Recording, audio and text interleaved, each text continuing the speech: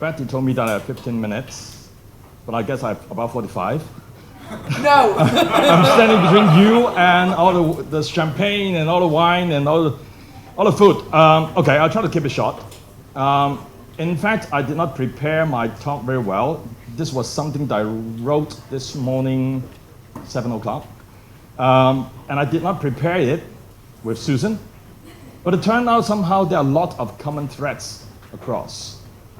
Okay, so why are we here?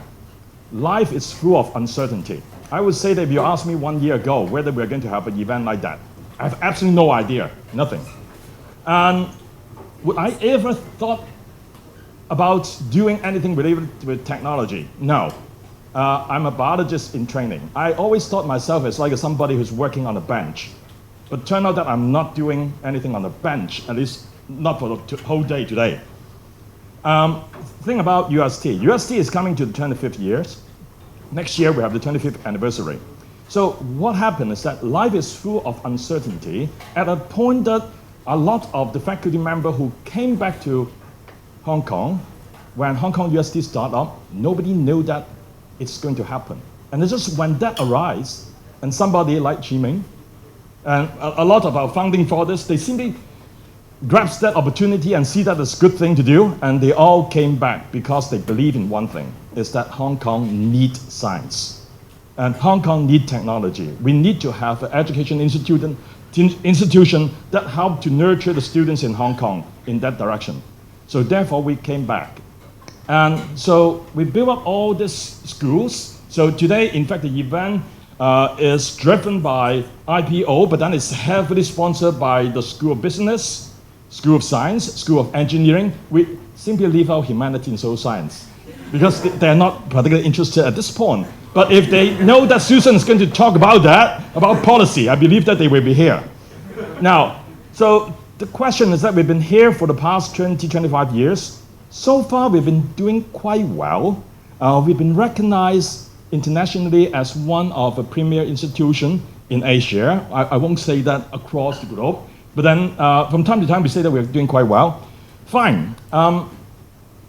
Research, education, on both sides, we are doing well, but are we really making an impact yet? I would say that we are making a lot of noise. But the noise actually hasn't got to the point with impact that integrate with the community. So I believe that it may be time that we need to do something. All right, so that's why I believe. Why now?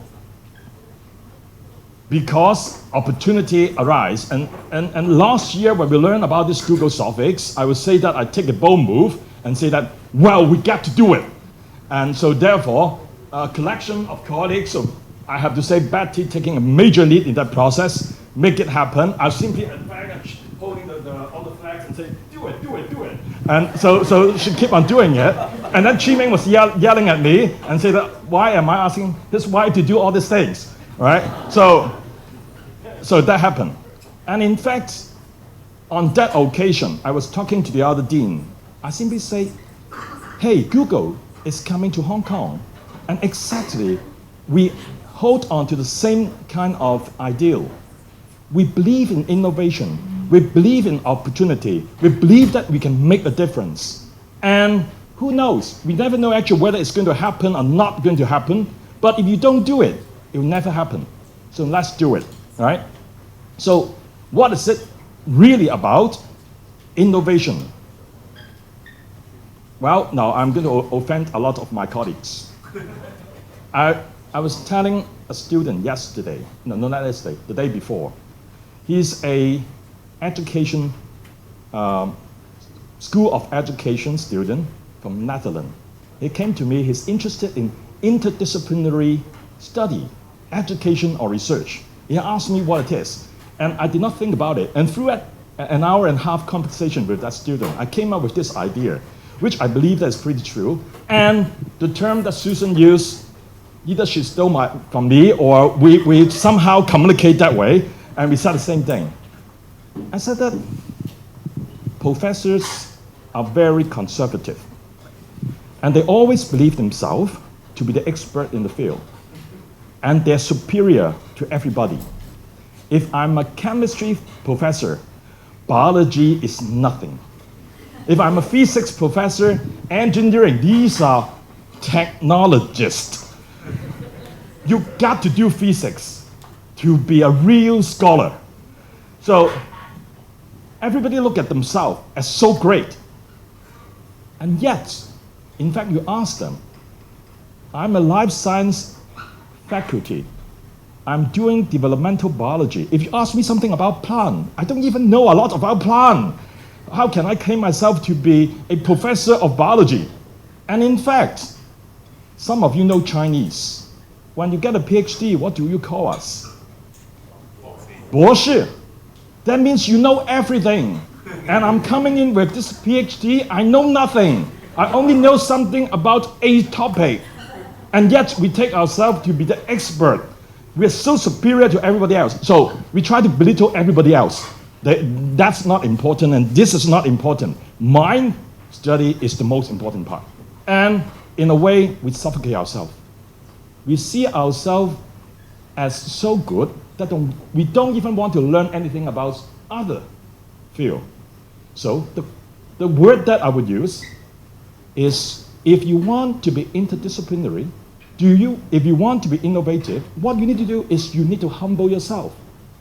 Pretend that, well, not pretend, believe that you know nothing.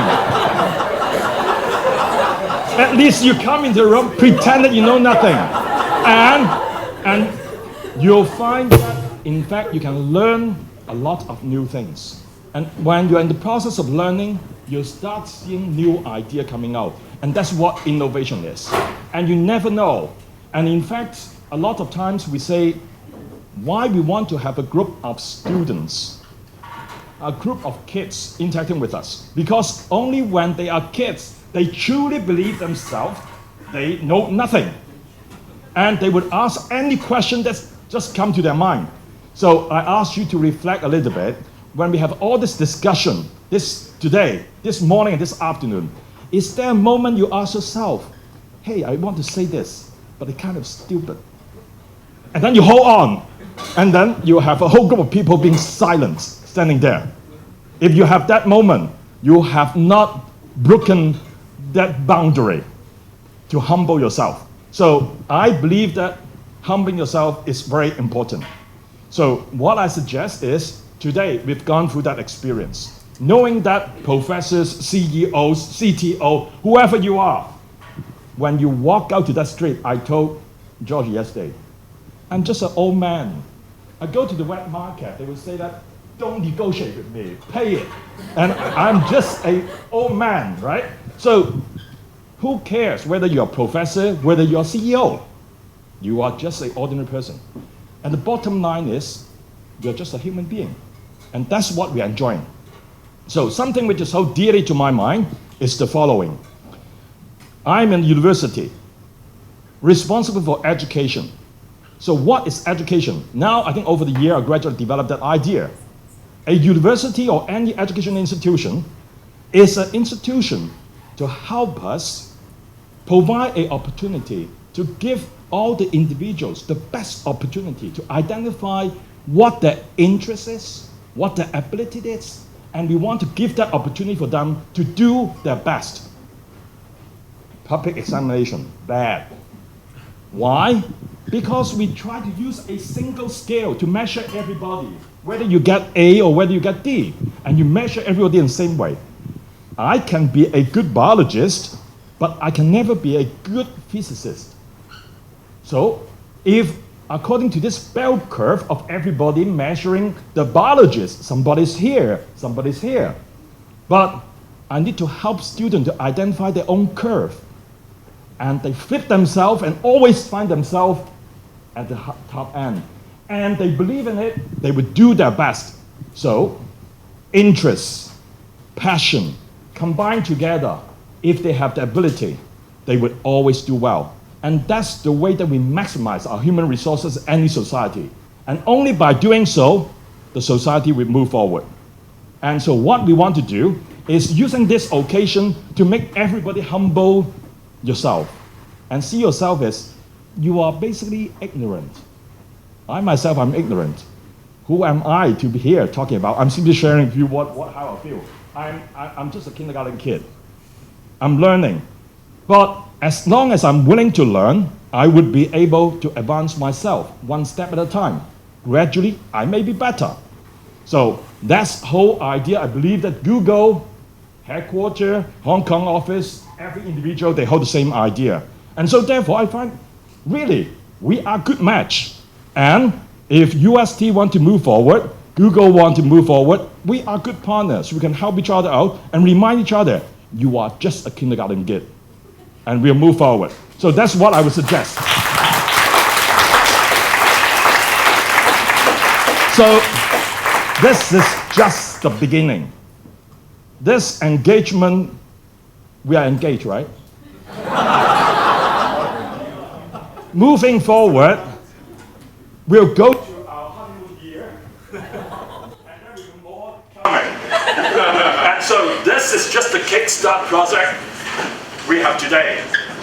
We'll have more events next week, and starting from next year, in fact, we'll formally offer a launch of this Google SoftwareX competition. And I want to extend the invitation to all the other institutions in Hong Kong. I want to extend the invitation to institutions outside Hong Kong. And if we can bring all these innovators from different institutions to Hong Kong, in fact, that would be a good opportunity for us to see ourselves how ignorant we are, again and again every year. Am I too loud?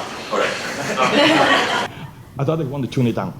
So we will keep on reminding ourselves, in fact, there are a lot for us to learn. And I believe that providing such an opportunity, it would be a great thing that we bring innovation back to Hong Kong, back to this region of Asia. And I believe that our students, if they have opportunity, that they can see this kind of things happening day in, day out, every year.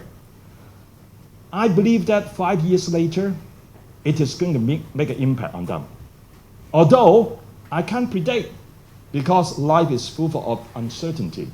If I can predict, then I would say that 5 years later, I'm still in the kindergarten. But I'll be learning different things. And I hope that that would be a starting point from today. So just a quick reminder, if you and your colleagues, they have interest to join this competition, we are going to have the event starting in January and February. And we'll have the registration and application starting there. It will go through for another 8 months, 9 months. In the summer, we'll go through all the project selection. We will drill our presenter like what we did this year. And for those who have gone through that process, you know how much work it is. And we probably will have another event next September. And again, as I told some of the participants today, once you're in today, we'll always pull you back in. So next year, you'll be here again, and we'll probably have more people joining and more projects coming, and I hope that that will be another great event to be expected in a year's time. So with that, I believe that you're all longing for the wine. So I'll just stop here, and I would just like to thank again for all the people who have helped in the process. Betty, and Tiffany, and colleagues in the Google Hong Kong, including Ricky, Jennifer, and Sherry, and of course, 2 major supporters along the way, flying in and out all the time, Emily and Georgia, and of course, Susan too. So I hope that will close today's event, and I hope that you'll enjoy the next section, networking with your colleagues and participants here, and I expect to see you again next year. So when I set the day, I'll remind you, and make sure you mark it on your calendar. And don't 甩底。